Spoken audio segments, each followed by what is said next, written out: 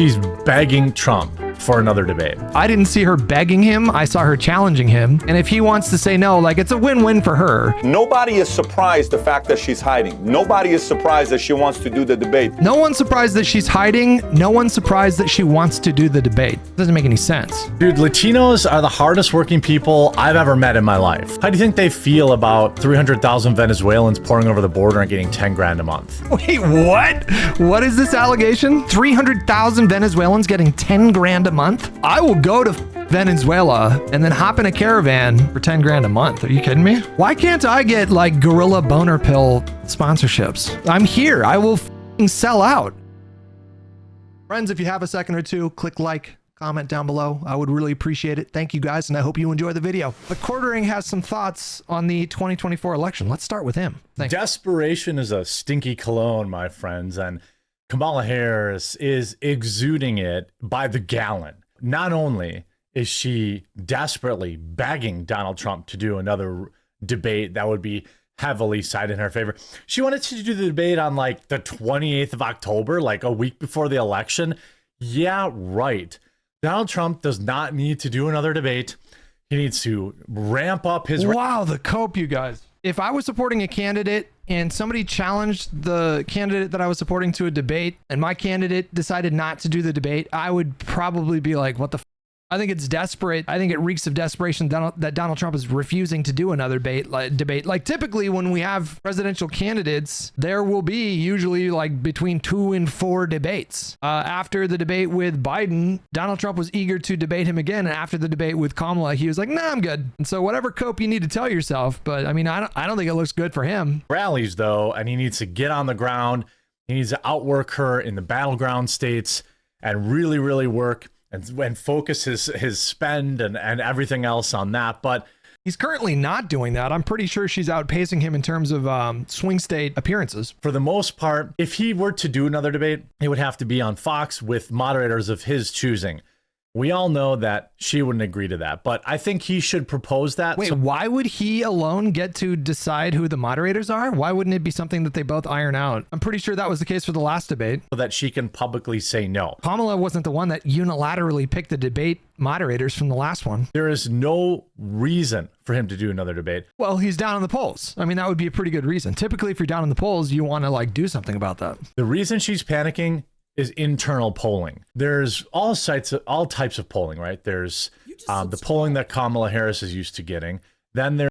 So he's bringing up RCP's aggregate, which currently has her, according to their own aggregate, on track to win 276 electoral votes. And RCP is, they lean a little bit more right than like 538 or other aggregates. But I guess he's going to try to make the case that these polls don't matter, and he's going to try to allege that Dem internal polls are showing that she's losing. There's the polling of, the internal polling, meaning Kamala Harris and Donald Trump have their own kind of polling.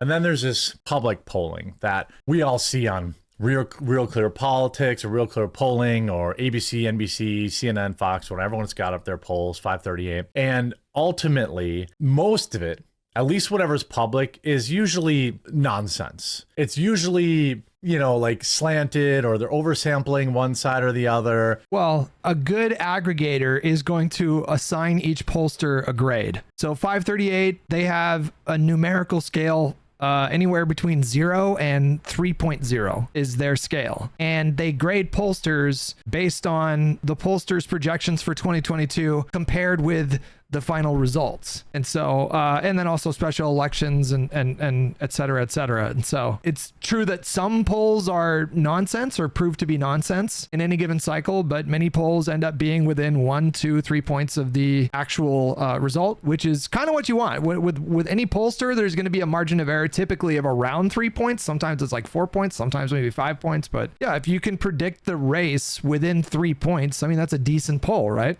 If they're a right-leaning outlet, they're generally oversample. It's just nonsense, right? Well, as of right now, every poll will demonstrate their methodology, and it will let you know like how they weight different people. So if you oversample Democrats in a given poll, let's say you poll 53% Democrats and 47% Republicans, well, they're going to weight Republicans and Democrats differently. They're going to assign a multiplier to Republicans to sort of make up for that discrepancy. Donald Trump has the lead. But this is just like standard MAGA cope. And so when we see a huge deluge of polls that show Kamala with the lead, then this is what they constantly, I was just in a conversation with somebody last night in real life. He's like a Trump person, and he was saying the same thing. Like, all of the polls right now are like 60% Democrats, 40% Republicans. That's just the cope that they normally come up with. In all battleground states, in the aggregate of battleground states. Now, he leads in Arizona. It's tied in Nevada. It's within the margin of error in Wisconsin, Michigan, Pennsylvania. Well, I mean, I think technically every single one of these polls is within the margin of error. The biggest lead that either candidate has is Donald Trump in Georgia, according to RCP, has a 2-point lead, which means all of these polls are within the margin of error. Yeah. North Carolina, he's up, but again, very close. And he's up bigly in Georgia. That means over the next... I mean, listen, a 2-point lead, I would not call that a bigly lead, but okay. 50 days, he's just got to go from state to state to state to state. Hit Wisconsin, Michigan, Minnesota, Wisconsin, Michigan, Minnesota, then go get Arizona. If he wants to waste time in Minnesota, I'm all about it. Yes, Donald Trump, go to Minnesota. I fully encourage you to do that. North Carolina, Georgia, and just like nonstop bounce between these states, mobilize people on the ground. And, the Department of Justice releasing this document now that essentially says, hey, anybody who wants 150 grand, now is your opportunity to be a real... Well, apparently the guy that was planning on taking a shot at Donald Trump the last time wrote some $150,000 reward for anybody who takes down Donald Trump or something like that. Hero to what does this say? This was an assassination attempt on Donald Trump, but I am so sorry I failed you. I tried my best and gave it all the gumption I could muster. It is up to you now to finish the job, and I will offer $150,000 to whomever can complete the job. Everyone across the globe, from the youngest to the oldest, know that Trump is unfit to be anything, much less a U.S. president. U.S. presidents must be at bare minimum, blah, blah, blah, blah, blah. Of America. Why would the Department of Justice release this? Absolute nonsense. No reason. Obviously, it's because the Department of Justice wants to murder Donald Trump. That would be the logical inference here, right? At all for that to be released. The debate thing, though, she's begging Trump for another debate. You can see Jack. I don't know if she begged him. She's goading him. And if he wants to not take the debate, I think it makes her look probably strong, right? But I still can't get over it. I have never in my life heard of a candidate that was winning try to beg the other candidate to debate them. Again, I didn't see her begging him. I saw her challenging him. And if he wants to say no, like, it's a win-win for her. If Donald Trump says yes, then she'll probably beat him in the other debate as well. And if he says no, then she gets to go around telling everyone that he's like a scaredy pants. It's just nothing but upside on her part to challenge him to another debate. It only occurs when it's the other way around. He also wrote, I've never seen a candidate that was ahead beg for a debate.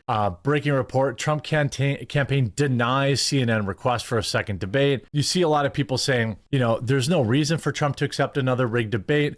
Trump could say a debate on X or no. Well, I mean, the reason would be because she's stupid, right? You've been telling everybody that she's stupid, that she's incapable, that she'll probably be easier to beat than Biden. And so what better way to demonstrate that than debating her in front of tens of millions of people and making her look stupid, right? That would be the reason, right? No debate. That would be awesome. I mean, it doesn't even have to be on X. It has to be about the moderators. That's the what really swayed. I don't care what network carries it. I care when the moderators are getting, directly involved. Very smart decision. I do not feel it would have been safe for him as president. I mean, what Kamala Harris wants out of this debate is not even necessarily winning or losing it. She wants another week of great headlines. Listen to Trump's. She wants to raise her national profile and draw a contrast between her and Trump, which she did very well in the first debate. Word on it. Well for them. And they would just announced a little while ago as I was coming off the plane, they would like to do another debate. Although, good entertainment value. A lot of people say, oh, do it, it's great entertainment. Is he slurring his words? Does it sound like he's slurring his words a little bit? I've already done two. One with crooked Joe Biden at CNN, and the other one with Kamala on ABC. CNN was very fair, I thought. Joe was driven out of the race. It was a coup, by the way, but he was driven out of the race. Yeah. And I mean, the second debate was fair. The difference between the two candidates was that Kamala was prepared for, she was asked tough questions. She was asked to basically be held accountable for the Biden administration's policies. She was pressured on the economy. She was pressured on immigration. The difference between Kamala and Trump is that Kamala prepared for these questions and found a way in her answer to both of these questions to deflect to an offensive attack against Trump. And then he took the bait and would play defense. That was the difference between the two candidates on the stage that day. And they've been widely criticized by the radical He just did a terrible job and she was surgical with it. left lunatics for all of the fairness. They were very fair. In other words, they won't be fair again. He's correct. In my opinion, CNN was fair because they wanted Joe Biden out. They knew I don't think CNN had a specific agenda during that debate. that Joe Biden was going to have a melty. They knew that Joe Biden was not, they didn't want Joe Biden to be president. They wanted to replace him with Kamala Harris because way back then, gosh, what was it, August? They knew that Trump was going to win in a landslide against Joe Biden. It's going to be close with Kamala Harris, and they knew that. That is the only reason it was fair. They wanted Kamala Harris in. So if Trump were to return to CNN, it would be just like ABC. He is 100% right about that. 100% right about that. Meanwhile, you've got Tim Walsh accidentally creating the new ad for Trump. We can't afford 4 more years of this. Oops, you're right, we can't. Senators say no debate. Trump is ahead, and that's why. He's obviously saying we can't afford 4 more years of Trump, and they think it's a big gotcha. But yeah, Harris wants another debate. Cernovich is usually real. How are left-wing media ratings during a Republican presidency? I think Trump's presidency was amazing for CNN's ratings. I don't know if it's an issue of whether or not a conservative is president. It's just Trump was a ratings magnet. He was just insane for ratings, not just for mainstream media, but he was really good for views for alternative media as well. Really spot on about these type of topics. Zero reason to let your enemy who is losing dictate where and when you meet on the battlefield. Trump is winning. I agree with that statement. I mean, even according to, he opened the video by referencing Real Clear Politics, which has a right-wing bend. And in their own aggregates, they have her ahead in Wisconsin, Michigan, Pennsylvania, and Nevada, which is enough to win her the election. So I'm assuming the cope they're going with is, the polls are wrong and they're underestimating Trump, which is what they've been doing the whole time. That's ultimately why she wants a debate. She did get a post-debate bounce. Because basically even the left-wing media is because she won the debate. Still talking about the debate 3 weeks later. I think it was 2 weeks later, but okay. That time period, there's been 2 attempts on Trump's life, and they're not talking about that anymore. Nobody cares. So ultimately, she wants the positive news coverage for the week leading up to the election. Trump, I believe, even though I would love if we could get a fair debate. If we could get a fair debate. The last debate wasn't unfair. Donald Trump just didn't do any prep. I don't know if he might have done a little bit of prep, but when I was watching that debate, to me, it was pretty obvious that he kind of phoned it in. Truly. I mean, if he had competent debate prep team, they would have told him that her exact strategy, anybody with 2 brain cells could have told him the exact strategy is she's going to try to trigger you. She's going to try to bait you into silly positions or whatever. And that's exactly what she did. And the answers that he gave, it just seemed like he was phoning it in. And it just seemed like he didn't go into that debate with any kind of game plan. I think in Trump's mind, maybe he thought oh, this is going to be easy. I don't know if he allowed himself to consider the possibility that Kamala might be a formidable debate opponent. I don't know if he actually had that thought. I would absolutely love to see it. I would love to watch that. I mean, same. I would love to see these two debate again. I think it would be a great idea. But I know that's not going to happen. You see this, ABC News. Kamala's running way behind Hillary and Biden with Hispanics. A 30-plus point advantage for Joe Biden in the exit polls among Latino voters from 4 years ago. Hillary Clinton won Latino voters by 40 points. And, of course, This is an Ipsos poll. But again, the Ipsos poll from today, I'm pretty sure they had her up 7 points. So if he's gonna go to Ipsos for an example of why Trump is winning because of the margins with Hispanic voters, why would you ignore that she had a poll today that has her up 7 points? This is a Reuters Ipsos poll from today. with Kamala up 7 points. So he sure seems to be picking and choosing what polls mean what things to make his point. She still lost the presidency, so there's some real ground to make up across. Let me put it this way. Joe Biden led with Hispanics by 33 points. Okay. Clinton led by 40 and lost. Kamala Harris leads by 17. Demographics, but particularly. What he's not mentioning is that I think you can observe a marginal trend away from Democrats with respect to Hispanic voters. What he's not including in his analysis is that she is making up for those losses with gains from like 7 different groups. She gained with white voters, she gained with black voters, she gained with young voters, she gained with voters with a college degree. And so she's making up these margins, more than making up for those margins with other demographics. With Latino voters, Kamala Harris has some issues that she's got. His analysis is pretty funny. He's just straight up cherry picking everything that he thinks makes Trump look like he's in a favorable position and just ignoring everything else. Is that why she rolled out that new accent? Her new ay ay ay, her little weird Latino I missed this one. What's he talking about? accent. Dude, Latinos are the hardest working people I've ever met in my life. And they work, especially the ones that came here and built something for their family. You think they want, who came here with nothing, by the way? How do you think they feel about, 300,000 Venezuelans pouring over the border and getting 10 grand a month? You think they like that? Wait, what? What is this allegation? What would be the budget for that? 300, hold on, calculator. That would be $3 billion a month that we're spending on Venezuelans at the border.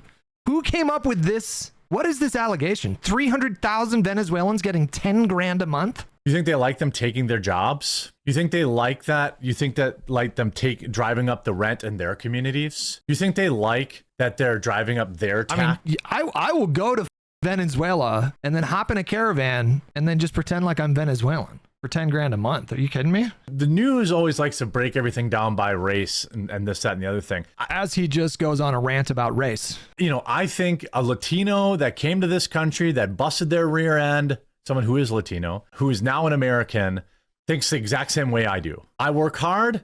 I want to give less of my money to the government, and I want opportunities, not an opportunity economy. So for the same reasons that I like Trump, a Latino individual, someone from the Dominican, Mexico, wherever, right? We're getting such an insightful glimpse into the Hispanic mind through the quartering on YouTube. Trump too, for that same reason. And now you have this old video resurfaced. He's not wrong that you can find plenty of Hispanic voters that are drifting towards the Republican Party. I mean, there are a lot of Hispanic voters that are socially much more conservative than like the median white person. There's a lot more religion. Like religion is just way more prolific in terms of Catholicism. And so social conservatism in Hispanic circles is like super, super common. And he's not necessarily wrong about all this, but he's chalking it up to like lower taxes or whatever. Of Kamala, not a good look. Resurfaced video obtained by the Daily Mail shows Kamala Harris chanting down with deportation at a 2018 parade with Jussie Smollett. This is your border czar.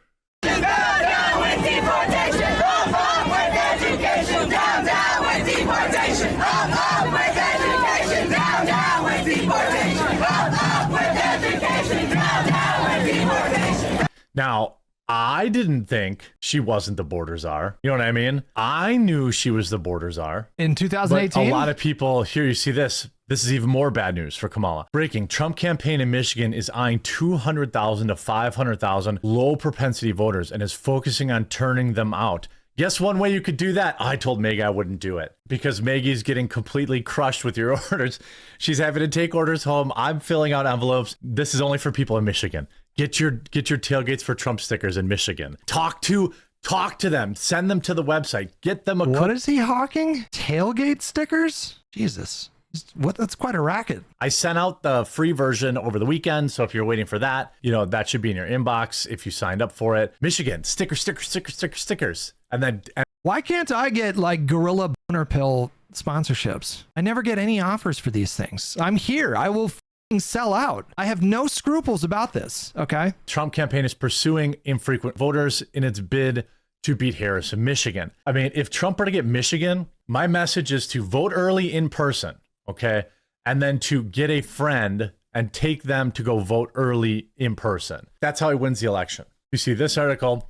Harris' honeymoon fizzles out as Trump now leads in Sunbelt battleground. They're specifically referencing one pollster. They're referencing New York Times Siena, which had a poll that just came out either yesterday or the day before that was pretty brutal for Kamala, that showed Trump with like a 5-point lead in Arizona and a 4-point lead in Georgia and a 3-point lead in Nevada or whatever it was. But they're clear outliers. So, I mean, just throw it in the average and go about your day. Former President Donald Trump has gained ground and is leading Vice President Kamala Harris in key Sunbelt states, according to the New York Times Siena poll from Monday. National polls mean nothing. No, they don't not mean nothing. Like, so if Kamala Harris is up like 3 points or even 2 points, 2.5 points, she's probably going to win the race. So it's not like they're irrelevant. They're just less relevant than battleground state polls, but they can give you a good indication of how the battleground state polling is going to go. So you can reasonably expect that she's going to have like she would win in a landslide basically if she had a 5-point lead or a 4-point lead. Well, college in the national is what polls matters. Okay. Trump gained ground in Arizona and is now leading by Harris by 5 points, with two candidates polling at 50 and 45% of likely votes. In order to believe this poll from New York Times Siena, you would have to believe that there's been a 10-point swing to Donald Trump in the state of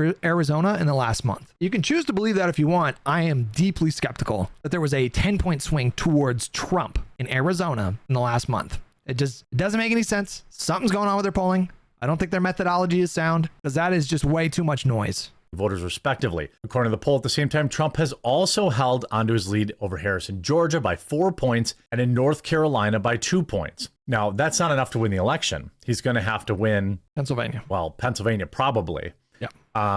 Or all of the other battleground states. While the Republican candidate is leading a significant portion of likely voters across 3 states and are independents, according to the poll, on average, 31% of likely voters in the Sun Belt consider themselves Democrats, 33 identify as Republican, and 31 say they're independent. So, I mean, under Harris's purview, who's been previously dubbed the border czar, there have been 10 million nationwide migrant encounters in these Sunbelt states too. I mean, this stuff matters nationally. The more time that passes, the more people will cool off on Kamala Harris. That's why Trump doesn't need to do a debate. He doesn't need to give the media another 3 straight weeks of fluff. Let her fade back into non-existence. She can only do so many celebrity call-outs, like these embarrassing people where they're like reading scripts on stage. You can only do so many of those. Keep it up out there. Get your tailgate for Trump stickers up, especially if you're in a battleground state, and talk to people. You know, don't have to be like combative or anything like that with them, but talk to people. And if they're worried, and the early in-person voting is the least pressure that they're going to have to face. There's going to be no long lines.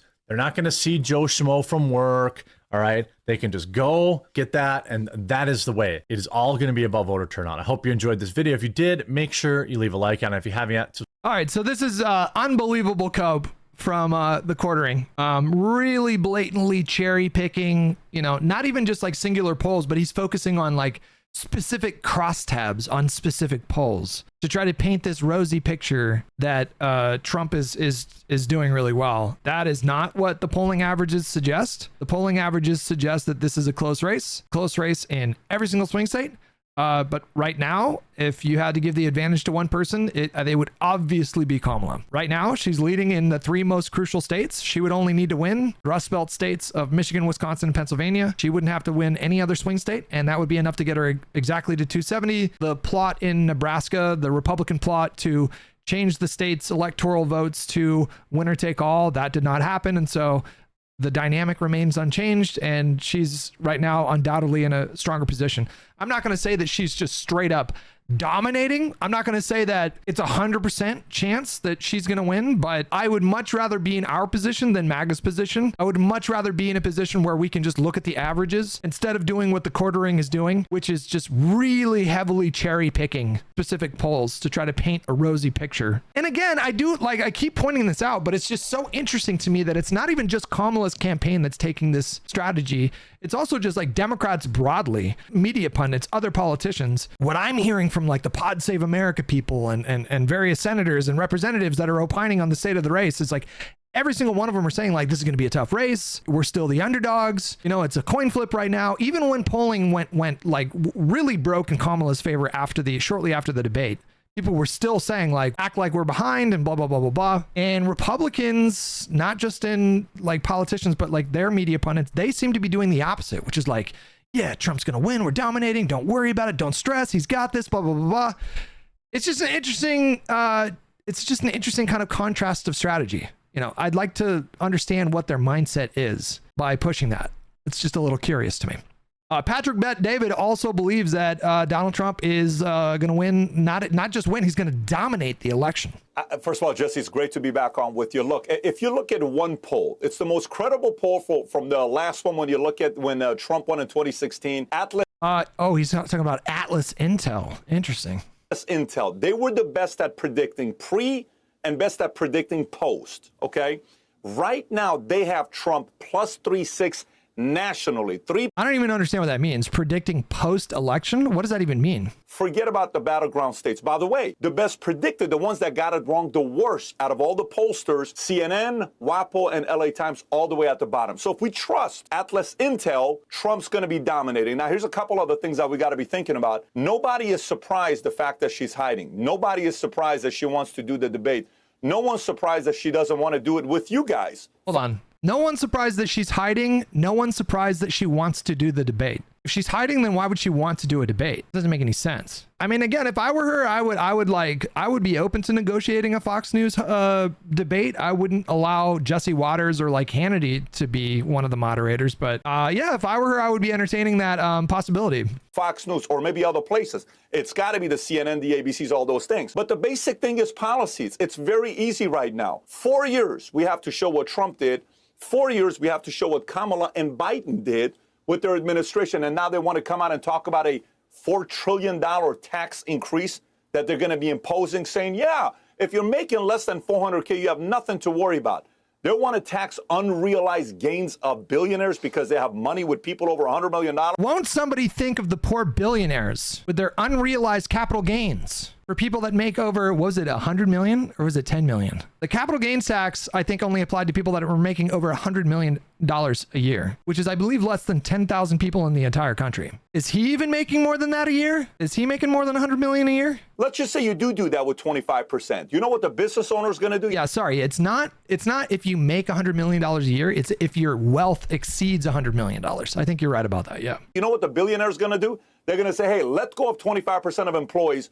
We got to fire a bunch of other people. Next thing you know, market tanks. And then think about the 62-year-old person, 64-year-old person who's got $750,000 in their To be fair, they did predict that the market would tank after Joe Biden became president, and that did not happen. You just subscribed. Had a bit of a downturn starting in 2023, but how much are we up during the Biden years? Aren't we up like 40%, 45% or something like that? I don't understand why they don't tell their voters like, hey, there is a very real chance that Kamala could win. Like, isn't that going to motivate your voters way more than like, nah, he's got this? If you focus on this one poll, it's pretty clear that Donald Trump's going to dominate this election. We got this. Like, just from a strategic standpoint, it doesn't really make a lot of sense to encourage your voters to become complacent. This is just what they're insisting on doing.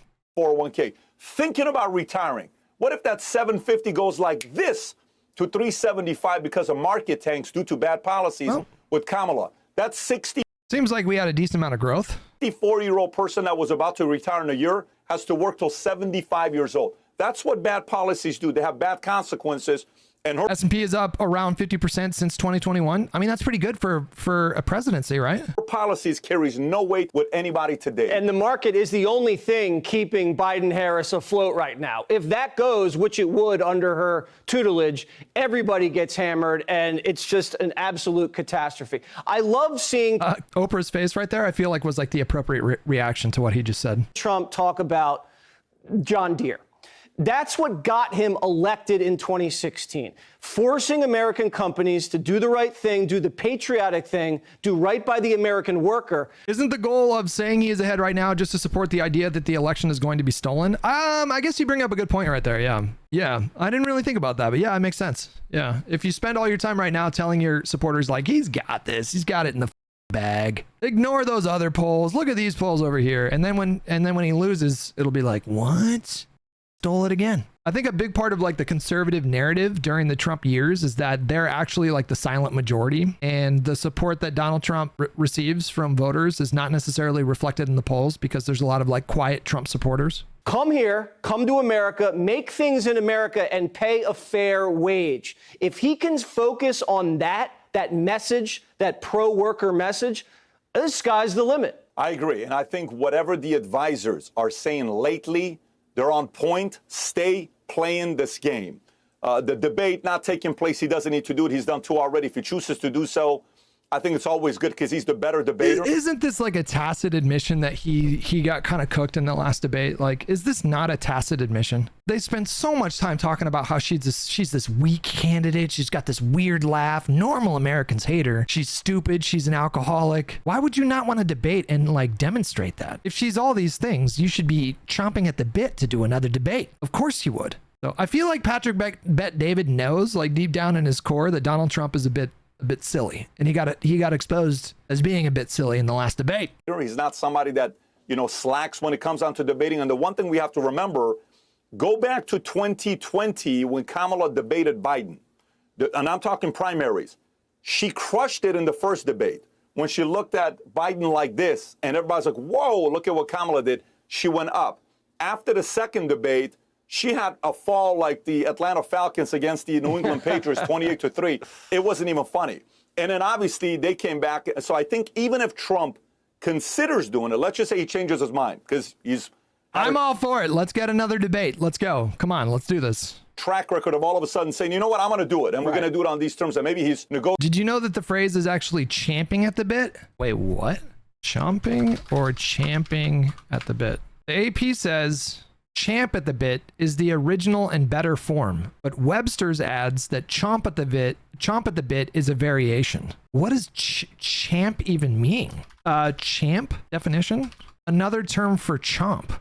Dude, English is such a fucking weird, confusing language. Explain that to me. Like, how does that make sense? Negotiating right now. How you can have champ and chomp mean the same thing? Just pick a word. Does, I also don't think it's a bad idea. No, and that would kind of be the trajectory we've always seen from Harris. She starts off strong and then she fades. So I could see it happening exactly as you predicted it. Patrick Bet-David, Value Entertainment, thank you so much. Great analysis. They've been saying this the whole time, that Kamala is going to go through a bit of a honeymoon period and then she's just going to fall off of a cliff, and it hasn't happened yet. I mean, maybe they're right, but it hasn't happened yet.